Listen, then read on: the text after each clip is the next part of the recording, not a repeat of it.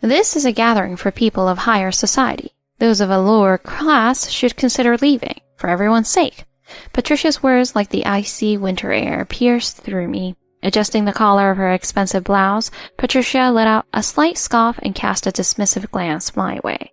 Honestly, I feel sorry for your father. To have a daughter like you, it must be such a burden. For a moment, my chest tightened in pain. To be treated like this in front of my father? It must be my shortcomings that made them so cold toward me. If only I had been a better wife, perhaps the family would have welcomed me with warmth. Those self-critical thoughts replayed in my mind over and over again. If I didn't say something, the icy atmosphere in the room would crush me. But instead, I forced a smile and bowed to Patricia, desperately trying to hide my true feelings. I've come to wish you a happy new year. We won't be staying long.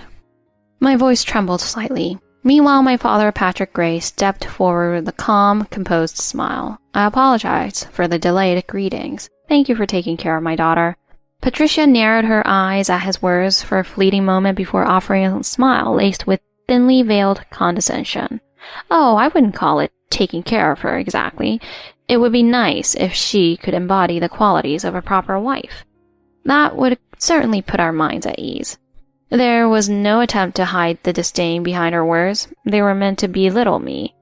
Plain and simple. When my father nodded quietly and replied with a simple "I see," Patricia's gaze grew even sharper, as if she were trying to pierce through his calm demeanor. Standing beside me, my father finally shifted his calm, steady gaze toward Patricia. Ah, I see. So that's how the upper class views things. With those words, the room fell silent, the air frozen in tension. And then something happened that no one could have anticipated, something that completely shifted the atmosphere. My name is Kelly Gray, and I'm 30 years old. From a young age, my mother taught me to always have a kind and compassionate heart. She was the kind of person who consistently put her family and others before herself, a quiet strength that I deeply admired. Even on days when she was exhausted, she never lost her warm smile. If someone was in need, she would instinctively reach out to help. Watching her, I wished from the bottom of my heart to become a woman like her. One winter day, when I was about 10, I went shopping with my mom. The cold bit at my cheeks, and I buried my hand deep into the pockets of my puffy coat. That's when we saw an elderly woman standing at the side of the road, struggling with a pile of heavy grocery bags. Would you like some help with those? Without a moment's hesitation, my mother approached her with an offer to help. I remember feeling impatient, wanting to hurry home, and escaping the biting cold. But my mother paid no mind to my grumbling and carried the woman's groceries all the way to her apartment. Thank you so much, especially on such a cold day. The woman thanked me, and my mother responded with a bright smile. Helping each other is what keeps the world kind. Those words became etched into my heart that day. On our way home, I asked, Mom, why did you help her? My mother replied with a gentle smile. When someone is struggling, you do what you can. That's all it takes to make the world a kinder place. I can still picture the warmth of her smile as she said those words. From that moment on, I wanted nothing more than to have the same compassionate heart my mother had. One phrase she often said stuck with me. Be someone who can devote themselves to helping others. I carried that lesson with me as I grew up.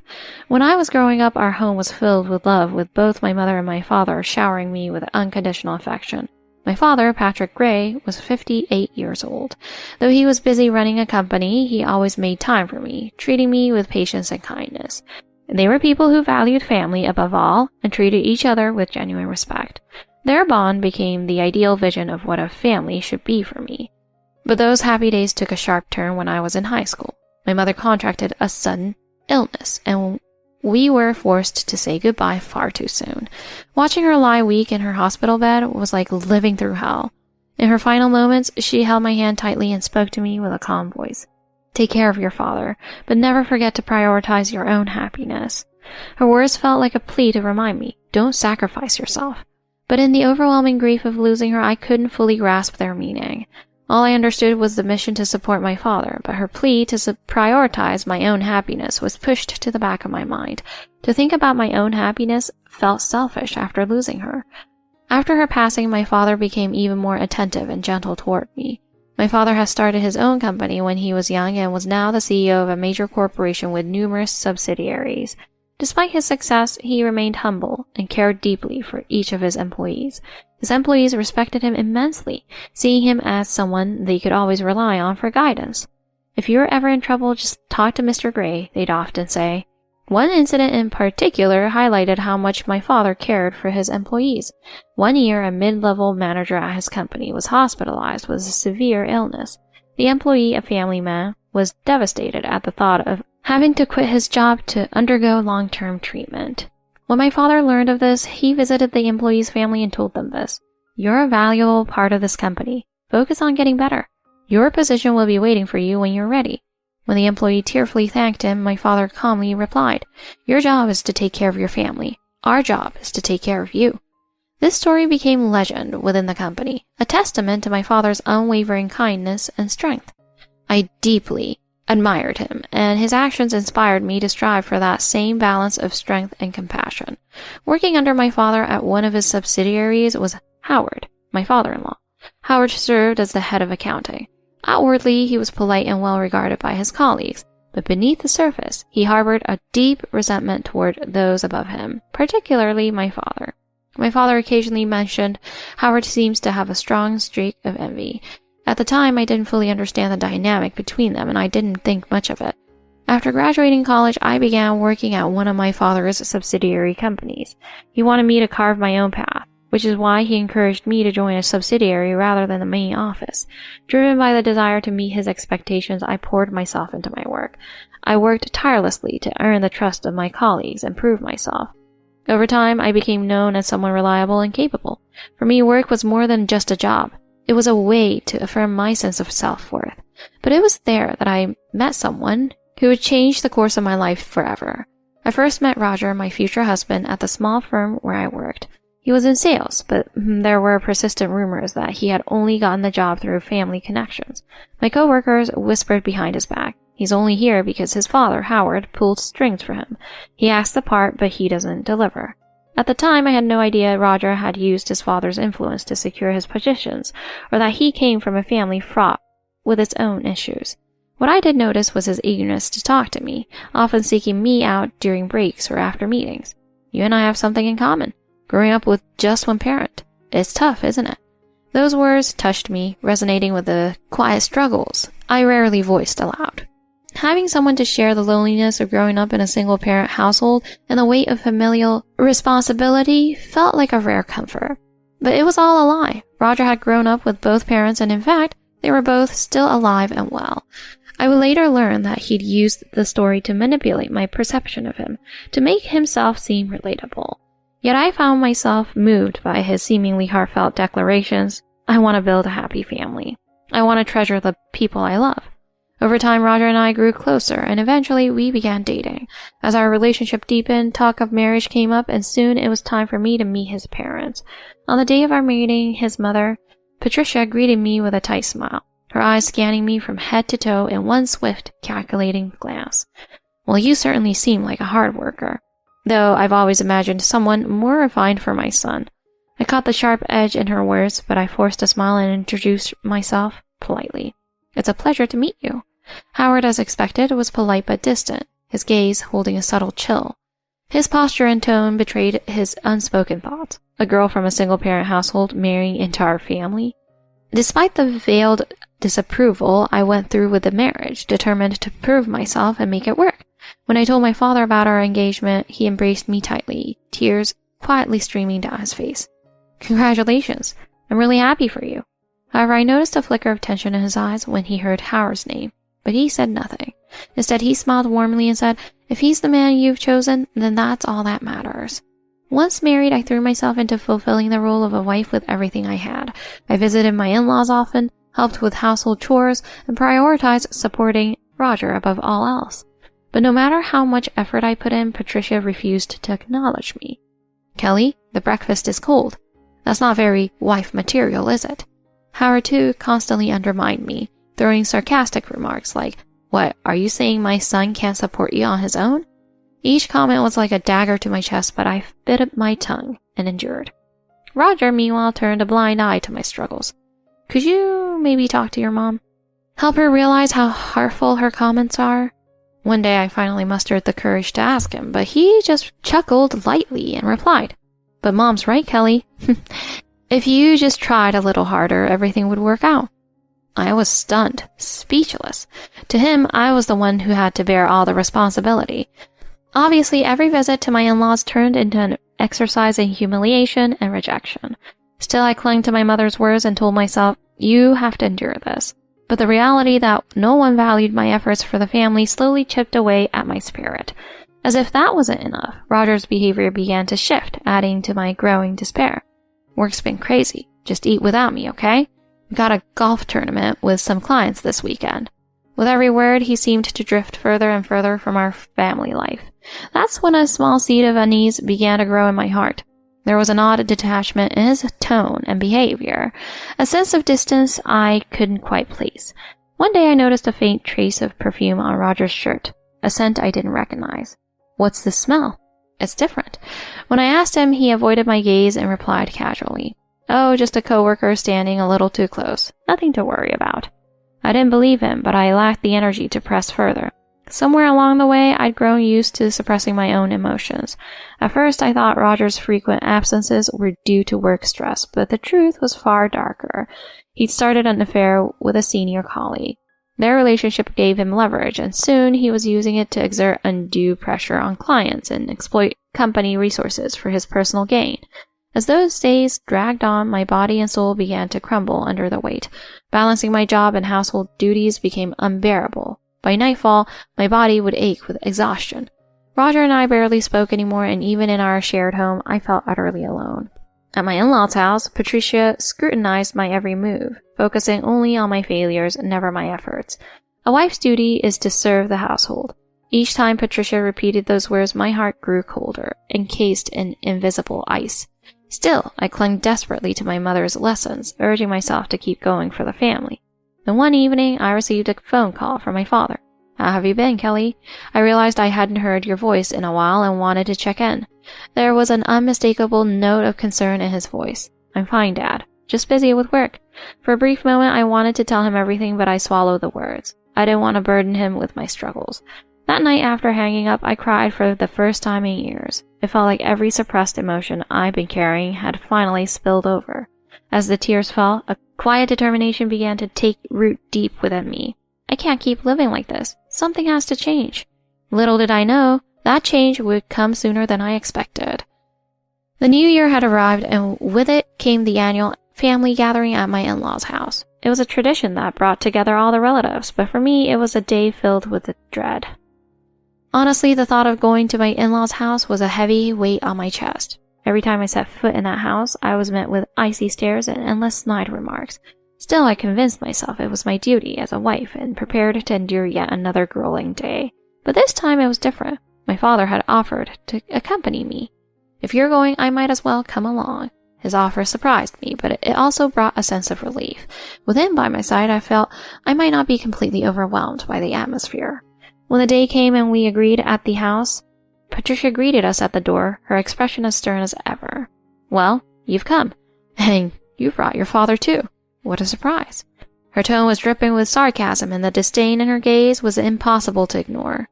These gatherings among the upper class may be a bit intimidating for someone unaccustomed, don't you think? Perhaps it would be better if you left.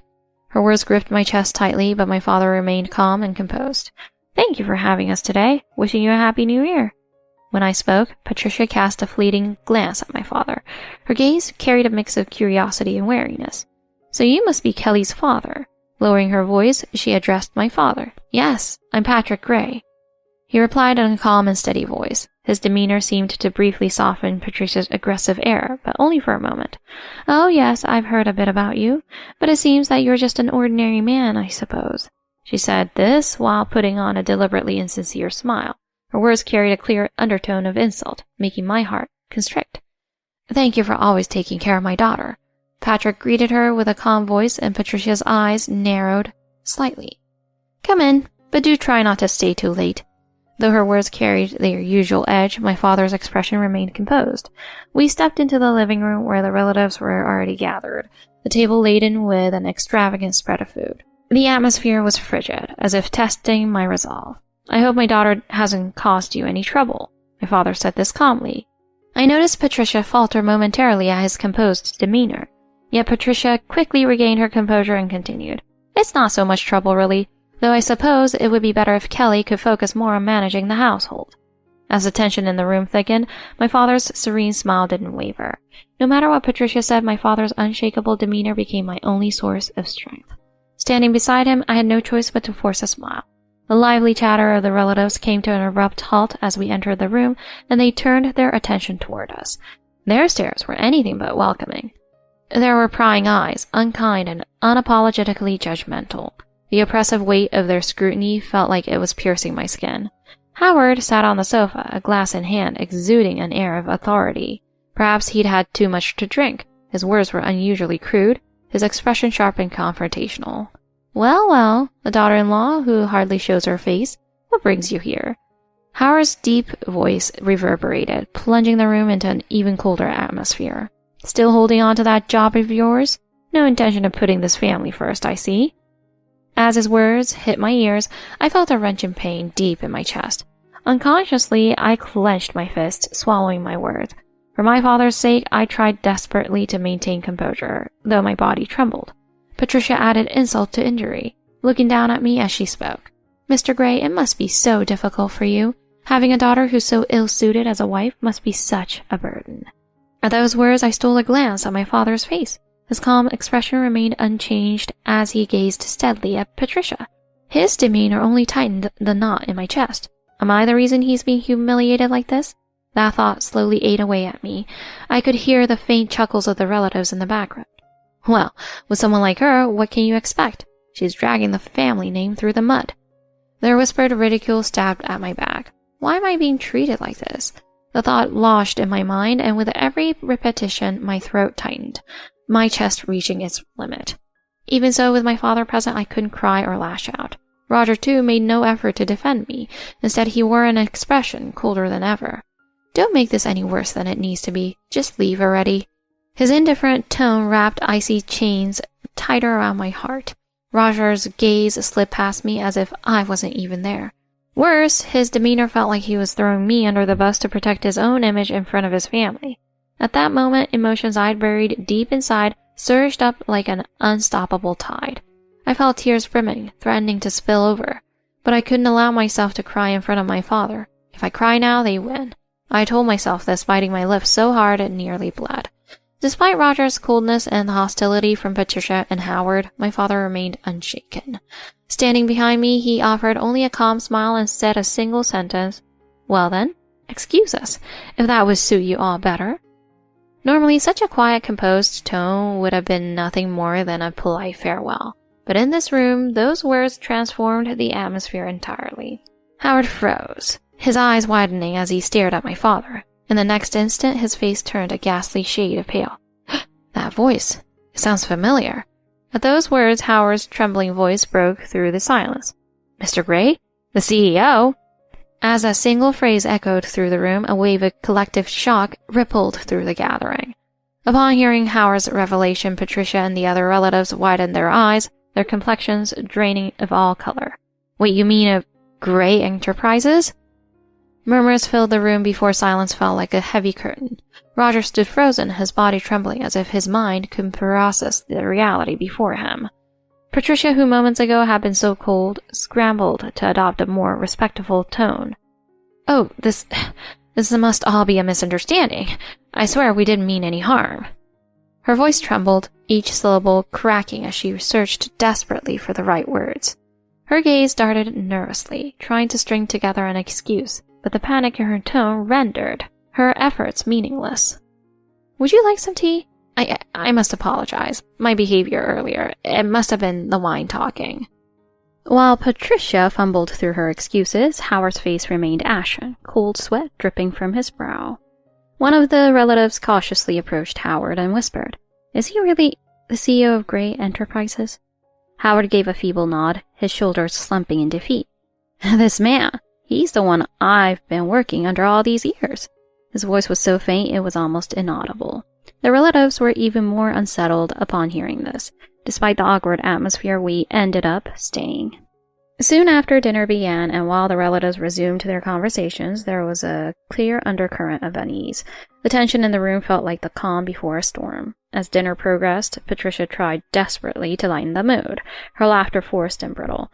Well, everyone, it's the new year. Let's make the most of it and enjoy ourselves. Her voice wavered slightly, and the relatives responded with little more than awkward nods.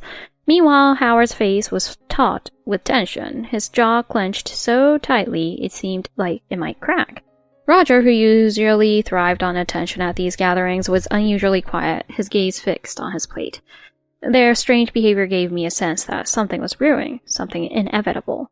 Finally, Patrick stood, his wine glass in hand, and the room fell silent. It's a pleasure to join you all as we celebrate the start of a new year. His tone was calm, but everyone in the room seemed to be holding their breath, waiting for what would come next.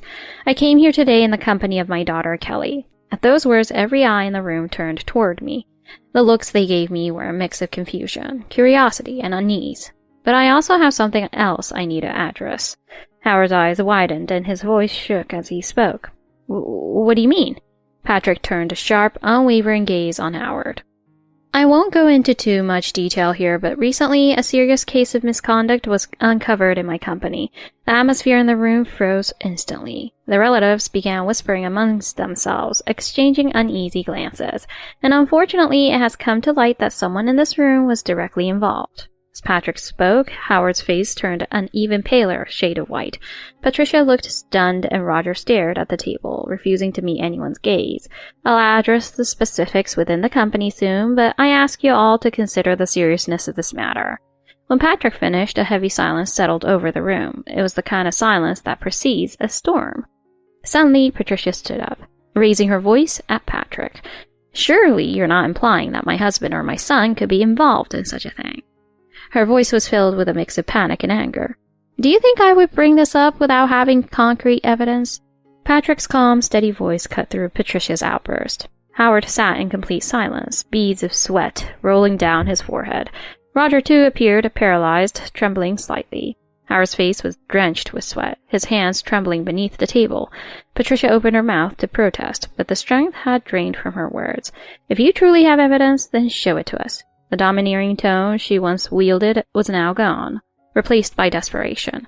The evidence has already been verified by the company. Embezzlement, personal misuse of funds, and inappropriate pressure on clients. It's all documented. Patrick's words sent a shockwave through the room. The relatives collectively gasped, their eyes darting toward Howard. Howard, is this true? Embezzling funds from the company? I can't believe it. Howard buried his face in his hands, unable to respond. At that moment, Roger suddenly shot to his feet, his voice breaking the tense silence. It's all his fault. I had nothing to do with it. Roger's outburst sent another wave of shock rippling through the relatives. Patrick remained composed, fixing Roger with a piercing gaze. Can you honestly say you had nothing to do with it? Roger's face turned pale at the question. We have the fraudulent contracts with clients and your email exchanges with your mistress. All verified.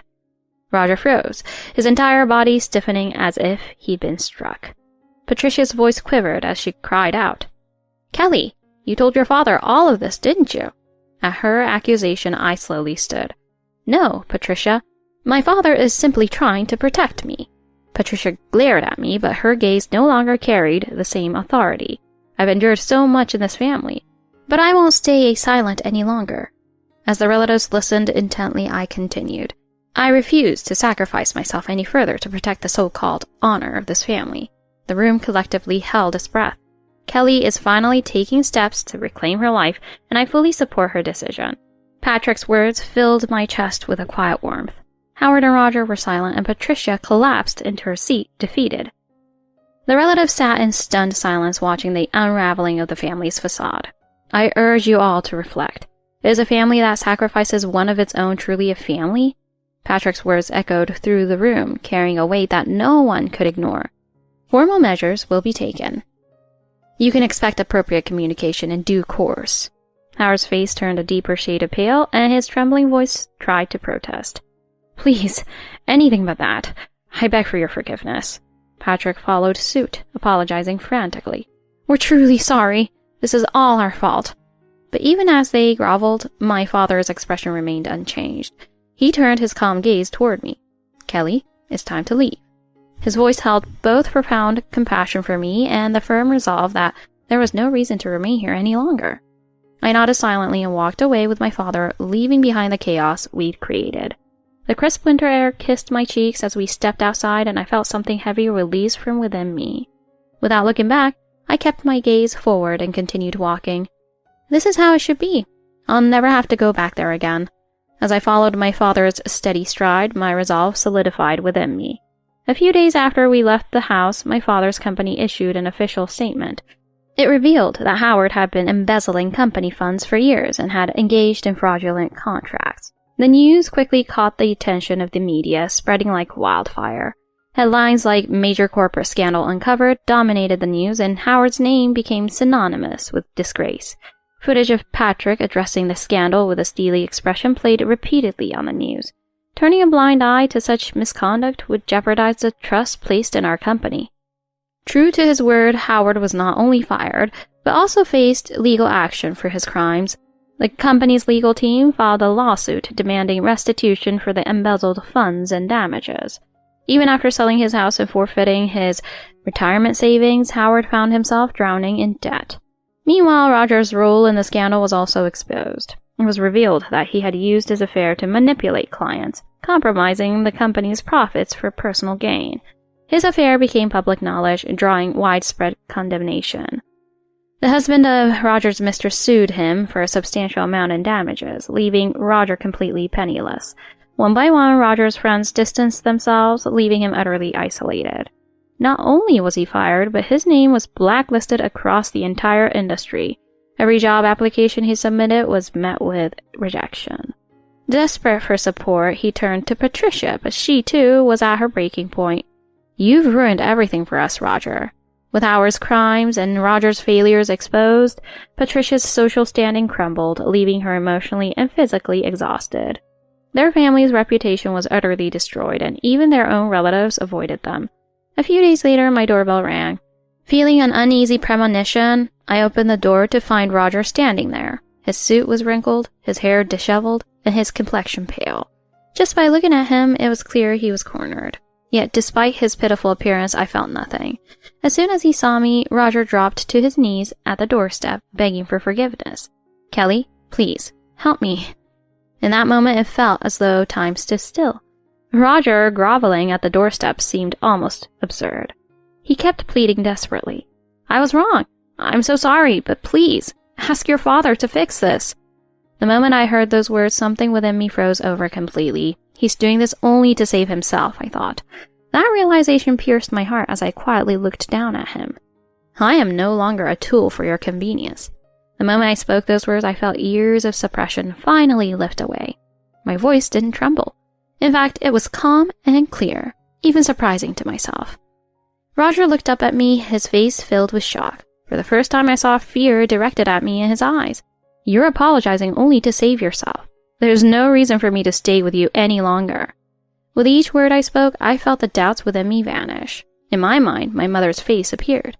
Her gentle smile, always supporting me, was vivid in my memory, and the compassion she taught me. I realized it wasn't a reason to endure pain, but a source of strength to protect myself. Watching my father, I had come to understand this. Roger tried to string together more words in desperation. "Please, I'm begging you. Let's start over. I swear I've learned my lesson." But I interrupted him, taking a quiet step back. "It took you long enough, but now I'm going to live my own life." That sentence carried every feeling I'd held back until now. There were no tears. All I felt was the weight of the chains within me finally breaking free. Roger remained on his knees, staring at me in stunned silence. As I slowly closed the door, I whispered softly to myself, "This is my first step forward." As the cold wind brushed against my cheeks, I felt a profound sense of freedom. After that day, I began walking a new path in life. The new job my father helped me secure became my lifeline. At first, I was nervous in the unfamiliar environment, but the warm atmosphere of the workplace slowly began to heal me. My colleagues were kind, and they recognized and appreciated my efforts. Finding a place where I felt I truly belonged meant everything to me. With each project I was entrusted with, I felt their confidence in me grow, fueling my passion for my work. In my personal life, I was also taking new steps forward. I spent more time with my father on my days off. Walking through the park or reminiscing about my mother with him brought me a deep sense of peace. Seeing you regain your smile, Kelly, I know your mother must be at peace too. His words filled my heart with warmth. Occasionally, I would hear news of Howard or Roger, but Their stories no longer held any relevance to my life. Howard was drowning in debt, his reputation in the industry irreparably tarnished. I'd hear he'd been abandoned, even by his relatives, now living in isolation. Roger, too, was paying dearly for his infidelity and fraudulent actions. Unable to find a job, he had returned to Patricia's home, where he faced daily reprimands. Whatever happens to the people who hurt me, it no longer matters to me. That thought brought an unexpected lightness to my heart. I had made new friends and was slowly expanding my world. One day I had the chance to join a local charity event. Spending time with children at an orphanage reminded me of the joy that comes from helping others. I want to use my experiences to support someone else. That desire grew stronger within me. When I shared this with my father, he gave me a warm smile. "You'll do something amazing, Kelly. I'm certain of it." Those words gave me the courage to move forward. On a cold winter's day, I took steps toward a future that finally felt like my own. My mother's teachings, my father's support, and my own determination were guiding me toward a new life. Without looking back, I would continue to move forward. This was my true new beginning.